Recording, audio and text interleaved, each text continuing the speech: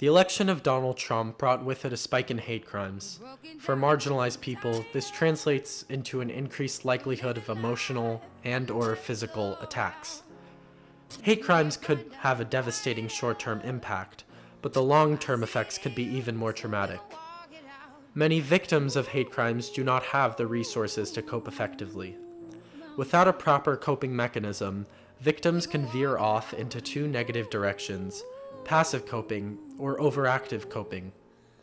Passive coping results in a person suppressing their experience or neglecting to talk about it, while overactive coping is associated with an over-incorporation of the trauma into a person's identity, becoming just a trauma victim.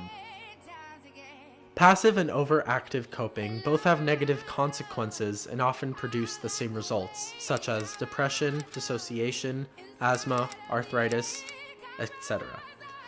Between these two extremes, there lies a healthy balancing point known as active coping.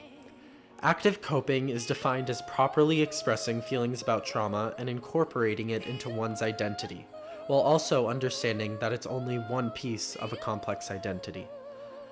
This is where identity development comes into play. Identity development helps reduce the risk of experiencing negative consequences of physical or emotional trauma. You can develop your identity in tons of ways, too. Any activity that allows you to interpret the traumatic event as a part of one's life experience helps develop your identity, from therapy to political action and everything in between.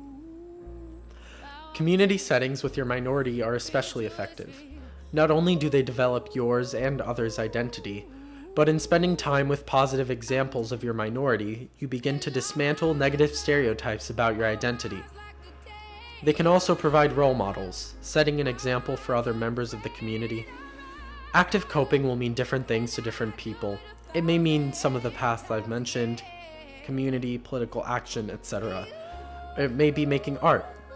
However you want to express the trauma you've experienced, as long as you're expressing, will work.